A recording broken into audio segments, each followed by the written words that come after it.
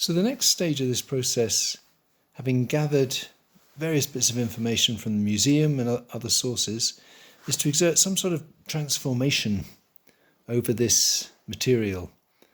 And I've suggested that you might think in terms of looking for a context for your artifacts that you've been drawing. And inspired by what Charmaine was saying about the Etruscan figures in Fiesole, I looked out one of my sketchbooks that I worked in when I was at the same museum in Fiesole near Florence.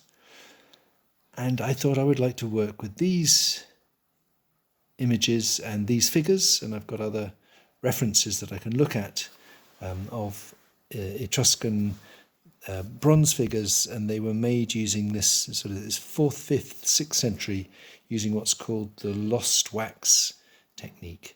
So I suppose the figures were modelled in wax, and as the molten metal was poured into the mould, the wax would melt and evaporate. So these figures, I think, are extraordinary because they're so characterful. They have such an amount of detail and almost personality. Anyway, so I'm going to effect a number of transformations on my drawings. I'm going to do some collage, some stenciling, and I've even worked a bit in 3 dimensions. And for those coming to the studio, I'll certainly have those activities available for you to try. So let me show you what I've started to do with this material. So the collage technique is familiar to you. I've taken some coloured paper.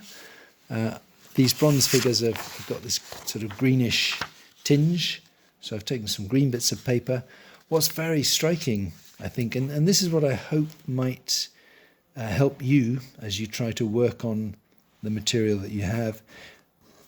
In order to make this collage piece, I'm having to really examine carefully the drawing of these figures, and what really comes across for me with these Etruscan figures is how animated they are. There's all sorts of levels of detail and observation, so that these people are recognizable as people, not even necessarily people from the past. The women are quite glamorous, the men are tough and macho, and as I endeavour to make some collaged images out of them, I will be observing as well as possible some of the qualities of these figures. And it may be in the process of that I'm coming to some ideas about how to put them in some kind of context. So this is a woman with a long hair and a long garment. So I'll paste that down. So I've set myself the aim of trying to put these figures, these artifacts, into some kind of context. So I'm putting my figures onto bases as if they were in a museum collection. Got to move it down off the page. But I'm hoping that by working on them with this technique, I might actually create the suggestion that they are more alive, they are more present than they actually are. That's one possibility that I'm thinking of with where I take this to. But I've torn out my shape, and then I'm drawing over it with some ink. And because of the age of these figurines, they're often incomplete, which I think's all right. I think the combination of, as I say, these very believable characters, combination of that and the damage of time and distance can perhaps both make them believable as having a presence while still situating them in the past. So, as I've done with other collage examples, I'm drawing onto that with some ink, and I'm making the changes. My tearing was approximate, and so I'm making the changes to the first collage shape that I think gives a more precise drawing of my subject. So I need to let that dry, and then I'm going to put on either put on some tone or put on some pastel. In fact, I think what I'll do is I'll create the tone just with a bit of rag, and I'll move some of this ink around.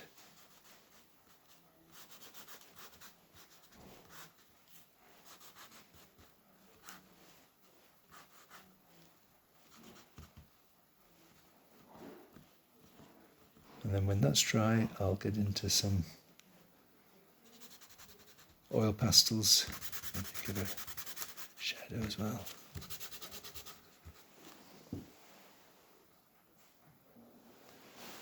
And then I'm going to work into it with some of the oil pastel and bring out some light. But as I've been saying, try to make a lot of what is, to me, the real characteristic of these extraordinary figurines. The amount of observation, the anatomy, the posture, and so on. So I'll take away some of the negative shape as well. So I've put them together, as I say, in some kind of context, to be almost a museum, in a museum display. Anyway, I was happy to put the shadows down because that grounds them. So that's the collage technique, and of course out of that comes not just the torn shapes but the leftovers, and that's what made me think possibly about the idea of stenciling as another way of developing some images. So I looked up some other Etruscan figures online, so I've just been working with this one here, a warrior.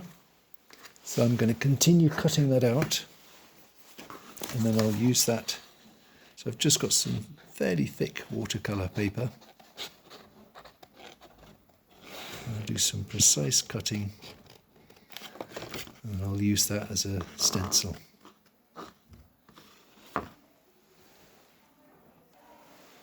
So I've cut it as a single piece, which is a bit of a party game, and not easy with this whacking great scissors. But if you don't do it in a single piece, you can always, well, you can usually stick things together. But here is my stencil now, and I'll tape it together where the opening was.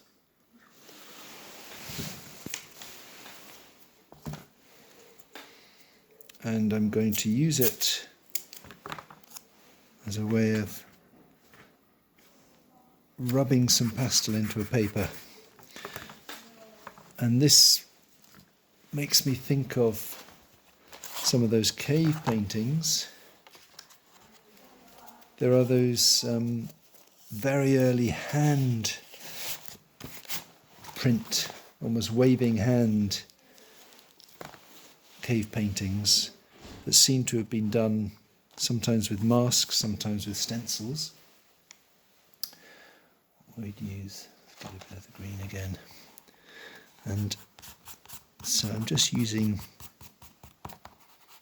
some chalk pastel. And I'm holding the stencil steady. And I have endeavoured to get some good observation into the drawing, into the cutting. So where there's a waste and where there's a change in the outline due to clothing or anatomy, I've tried to be careful about including that. So this will always be a bit experimental. Will you get the whole figure? How will you manage the tricky parts and those bits that I'm talking about? Getting the subtleties of anatomy or the shape changing at different points across the figure. Anyway, let's see what that looks like.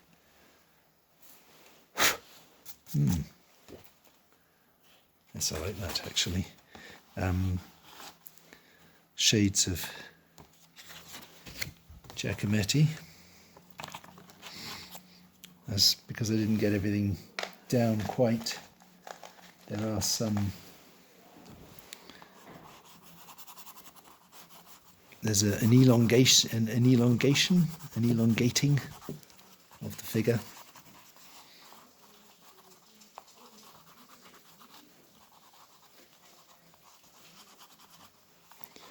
I think the pastel works well because you can smudge it and you can spread it out. Another way of doing it, of course, the sort of typical stenciling technique would be to dab. You do get special stencil brushes with which you can dab paint on so that you can get right up to the edge of the stencil and not go over it or even under it, which is what I'm managing to do. So there we go, endless possibilities that can be worked and reworked, and of course with these processes you also get a mask, so there might be something equally interesting in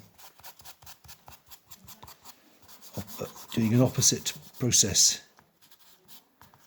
where you apply something of a negative shape to your cutout.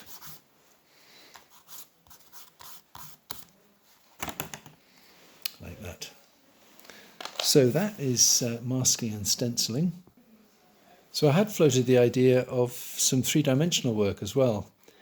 And this is made with an incredibly simple PapiMache technique that I'll show you briefly, but I can also send you a link to a video, slightly longer video that I'd made earlier for children on producing a bird sculpture with this technique. So it involves tin foil and basically scrunching the tin foil and shaping it and moulding it. So I think I'm going to work with this figure here, this young man. No arms, no legs, but he has got a fine head. And it involves just, as I say, scrunching and shaping the tin foil.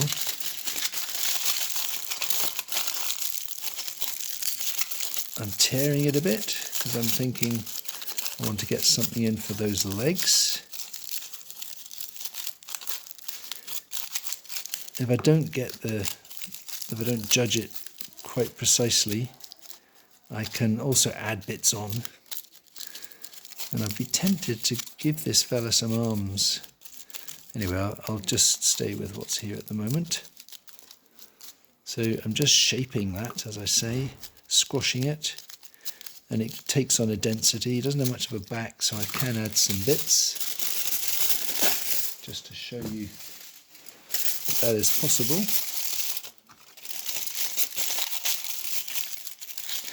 I suppose we've all done this really, haven't we, with, I don't know, Quality Street wrappers or something. You squash it, shape it, or maybe the wax from the cheese, which is where this is us showing our primordial need to model like an Etruscan in the lost wax technique. So there we are. That's not very impressive because he's got no arms and he's got no legs. But I could do better.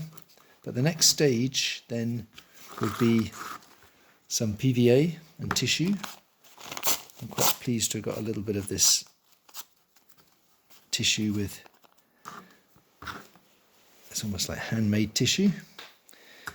And just by working with probably quite small pieces, I'm applying the PVA to the tissue and then laying it on the sculpture, such as it is, and smoothing it out with the brush.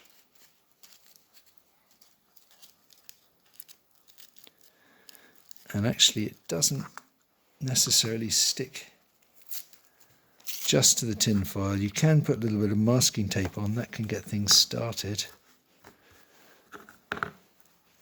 But once you get one bit on, it'll stick to another bit. So you can kind of bandage it. So that's just the next stage of the PapiMache. And you'll see from this one, because I let it dry, it's quite strong. You can even bend things. Oh, it's just broke his arm. All right, don't bend too strongly, but you can use there is a certain amount of flexibility. I would have liked to have got better anatomy on this one. And were I to do it again, I would spend longer shaping things in the tin foil, and then I've put it onto a base because I want to have that three-dimensional, well, I want to have that museum quality.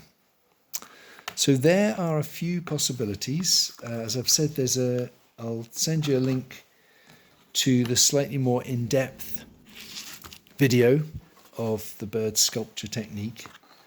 But I've got a few ideas here then of transforming my sketches into a different version of my figurines. And I'm hoping that that's going to help me discover, or it's going to lead to some ideas on how to present them as a final stage. So I hope that's useful, and you've got something in there that you could apply to the material that you gathered last week. Okay, see you tomorrow then.